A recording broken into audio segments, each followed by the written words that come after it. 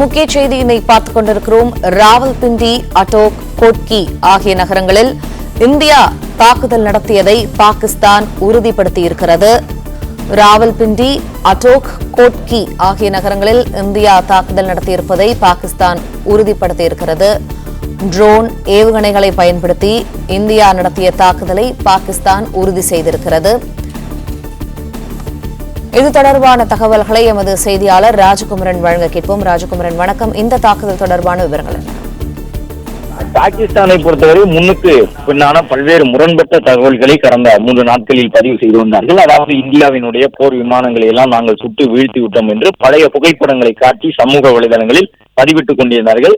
அந்த நாட்டினுடைய பிரதமரையே ஒரு சர்வதேச ராணுவம் சம்பந்தப்பட்ட ஊடகம் கேள்விகளை கேட்கும் பொழுது என்ன ஆதாரங்கள் இருக்கின்றன பாகிஸ்தான் இந்தியாவினுடைய போர் விமானங்களை தாக்கி விட்டதற்கு என்று கேட்கும் பொழுது சமூக வலைதளங்களில் வரக்கூடிய புகைப்படங்களை எல்லாம் ஆதாரமாக பாகிஸ்தானினுடைய பிரதமர் காட்டியிருந்தார். ஒரு போர் சூழல் இருக்கக்கூடிய நாட்டிலே சமூக வலைதளத்தை ஆதாரமாக காட்டி அந்த நாட்டினுடைய பிரதமர் செய்தியாளர் சந்திப்பை நடத்துவது என்பது ஒரு வியத்தக முறையாக இருந்தது, ஒரு வியப்பை ஏற்படுத்தக்கூடியதாக.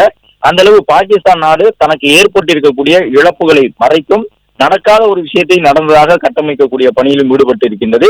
இந்த சூழ்நிலையில் மெல்ல மெல்ல பாகிஸ்தான் நாடு தன்னுடைய சொந்த நாட்டு மக்கள் வைக்கக்கூடிய அந்த நிர்பந்தத்தின் காரணமாக உண்மையை ஒப்புக்கொள்ளக்கூடிய சூழ்நிலைக்கு தள்ளப்பட்டிருக்கின்றது. அதன்படி ராவல்பிண்டி, அட்டோ, கோட்கி ஆகிய பாகிஸ்தானின் 3 முக்கிய நகரங்களில் இந்தியா தாக்குதல் நடத்தியிருப்பதை பாகிஸ்தான் உறுதிப்படுத்தி இருக்கின்றது. ராவல்பிண்டி உள்ளிட்ட நகரங்களில் எல்லாம் நேற்றைய தினம் இரவு பல்வேறு ட்ரோன்கள் மூலமாக தாக்குதல்கள் நடைபெற்றிருந்தன என்பதை பதிவு செய்திருந்தோம். கராச்சி, ராவல்பிண்டி, இஸ்லாமாபாத் உட்பட அனைத்து இடங்களிலுமே, லாகூர் உள்ளிட்ட இடங்களிலும் அந்த தாக்குதல்கள் நடத்தப்பட்டிருந்ததை குறிப்பிட்டிருந்தோம். தற்பொழுது பாகிஸ்தான் நாடு 3 முக்கிய நகரங்களில் நடத்தப்பட்ட தாக்குதலை ஒப்புக்கொண்டிருக்கின்றது. அதன்படி ராவல்பிண்டி நகரில் நடத்தப்பட்ட இந்தியாவின் தாக்குதலை உறுதி செய்து அறிவித்திருக்கின்றது பாகிஸ்தான் நாடு. அட்டோக் நகரத்தில் நடத்தப்பட்டிருந்த இந்திய தாக்குதலை உறுதி செய்து ஒப்புக்கொண்டிருக்கின்றது பாகிஸ்தான் நாடு. கோட்கி பகுதியில் நடத்தப்பட்ட தாக்குதலும் உண்மையானது என்பதை பாகிஸ்தான் வேறு வழியின்றி தற்பொழுது உலக நாடுகளுக்கு உறுதிப்படுத்தி சொல்லி இருக்கின்றது. ஒட்டுமொத்தமாக இந்த 3 நகரங்களில் நடத்தப்பட்டிருந்த தாக்குதலிலே 3 பேர் பலியாகி இருக்கின்றார்கள் என்ற ஒரு தகவலையும் பாகிஸ்தான் தற்பொழுது வெளியிட்டிருக்கின்றது.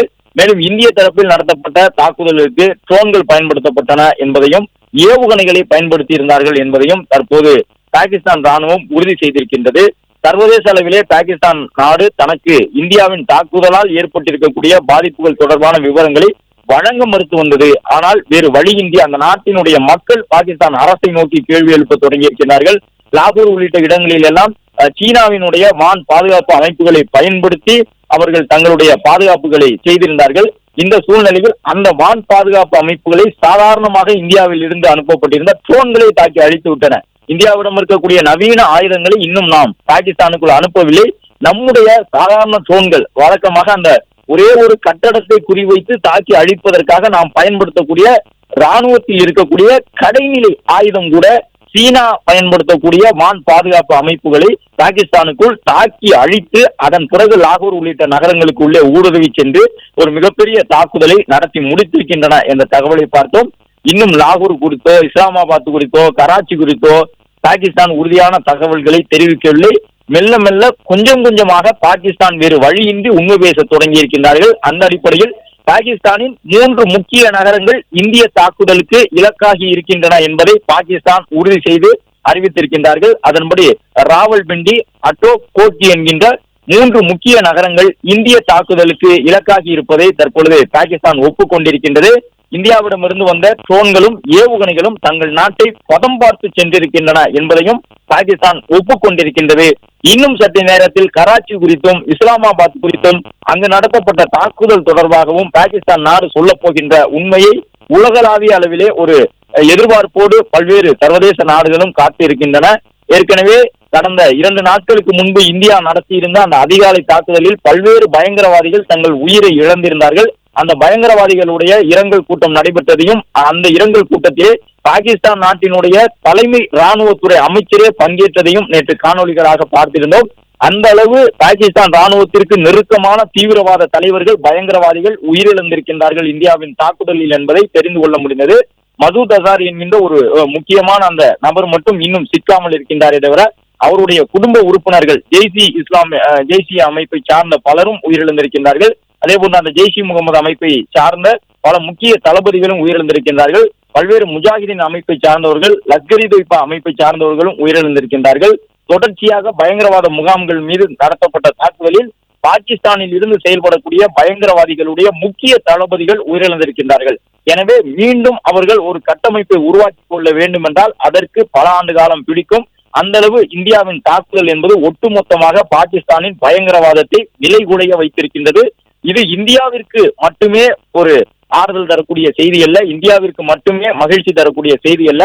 உலகளவில் லஷ்கர் இ தொய்பா என்கின்ற தீவிரவாத அமைப்பெல்லாம் அமெரிக்கா உள்ளிட்ட நாடுகளுக்கே அச்சுறுத்தலாக இருக்கின்றன.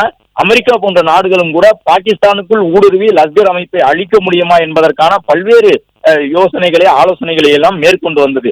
ஆனால் அமெரிக்கா அது போன்ற நடவடிக்கைகளில் இறங்காத சூழ்நிலையில்தான் இந்தியா துணிச்சலாக லஷ்கர் இ தொய்பா அமைப்பு செயல்படக்கூடிய இடங்களை எல்லாம் கண்டறிந்து அவற்றினுடைய தலைமையகத்தை தாக்கி அளித்திருக்கின்றது. ஜெய்ஷி முகமது அந்த அமைப்பை சார்ந்தவர்கள் மிகப்பெரிய பயங்கரவாதிகளாக இருந்திருக்கின்றார்கள். இந்தியாவில் நடைபெற்ற பல்வேறு தாக்குதல், விமான கடத்தல் உள்ளிட்டவற்றில் எல்லாம் பங்கு பெற்றிருந்த அந்த அமைப்பை சார்ந்தவர்களும் தாக்கி அழிக்கப்பட்டிருக்கின்றார்கள். ஒன்றிரண்டு முக்கிய தளபதிகள் அழிந்திருக்கின்றார்கள். அந்த அமைப்பை உருவாக்கியிருந்த மசூத் அசார் உள்ளிட்டவர்கள் பாகிஸ்தான் ராணுவ வீரர்களின் கட்டுப்பாட்டில், அவர்களுடைய பாதுகாப்பில் பாகிஸ்தானினுடைய ராணுவ தளங்களுக்குள் ஒளிந்திருப்பதன் காரணமாக இதுவரை இந்திய தாக்குதலில் சிக்காமல் இருக்கின்றார்கள். ஆனால் தாக்குதல் தொடர்ந்து கொண்டிருக்கின்றது. பாகிஸ்தான் நாட்டு எல்லையின் எந்த ஒரு பகுதியையும் விட்டு வைக்காமல் நம்முடைய ட்ரோன்கள் இனம் கொண்டு தாக்குதல் நடத்தி கொண்டிருக்கின்றன. எங்கெல்லாம் தீவிரவாதத்திற்கு தொடர்புடைய இடங்கள் இருக்கின்றனவோ அவை அத்தனையும் இந்தியாவின் இலக்குகளுக்கு இரையாகி கொண்டிருக்கின்றன. இந்த சூழலில்தான் 3 முக்கிய பாகிஸ்தான் நகரங்கள் இந்தியாவின் தாக்குதலுக்கு இலக்காகி இருந்ததை பாகிஸ்தான் ஒப்புக்கொண்டிருக்கின்றது. ராவல்பிண்டி என்கின்ற நகரம் இந்தியாவின் தாக்குதலுக்கு இலக்காகிவிட்டது என்பதை பாகிஸ்தான் உறுதி செய்திருக்கின்றது, ஒப்புக்கொண்டிருக்கின்றது. அதன்படி ராவல்பிண்டி என்பது பாகிஸ்தானினுடைய ராணுவ தலைமையகம் அமைந்திருக்கக்கூடிய ஒரு நகரம். அதாவது அந்த நாட்டினுடைய தலைநகரத்திற்கு நிகரான பாதுகாப்பு முக்கியத்துவம் வாய்ந்த ஒரு நகரம் தான் இந்த ராவல்பிண்டி. அந்த ராவல்பிண்டி நகரத்திலே இந்தியா தாக்குதல் நடத்திவிட்டது என்பதை ஒப்புக்கொண்டிருக்கின்றது பாகிஸ்தான் நாடு. அட்டோக், கோர்ட்டி உள்ளிட்ட நகரங்களும் இந்தியாவின் தாக்குதலால் நிலைகுலைந்திருப்பதை பாகிஸ்தான் தற்பொழுது உறுதி செய்திருக்கின்றது. ட்ரோன்கள் மூலமும் ஏவுகணைகள் மூலமும் பாகிஸ்தான் நாட்டினுடைய முக்கிய நகரங்களை நம்முடைய இந்திய ராணுவ ஆயுதங்கள் பதம் பார்த்திருக்கின்றன என்பது இதன் மூலமாக உறுதி செய்யப்பட்டிருக்கின்றது. மேலும் கராச்சி துறைமுகத்திற்கு என்னவாகி இருக்கின்றது, இஸ்லாமாபாத் நகரம் தற்பொழுது எந்த சூழ்நிலையில் இருக்கின்றது, ஏற்கனவே ராணுவ தலைமையகம் அருகே ட்ரோன்கள் மூலமாக தாக்குதல் நடத்தப்பட்ட நிலையில் அவற்றினுடைய நிலை என்னவாக இருக்கின்றது என்பதையும் அடுத்தடுத்து நாம் பதிவு செய்ய இருக்கின்றோம். பிளே ஸ்டோர் மற்றும் ஆப் ஸ்டோரில் இருந்து பாலிமர் செயலியை QR கோடு மூலம் பதிவிறக்கம் செய்யுங்கள். செய்திகளை உடனுக்குடன் பெறுங்கள்.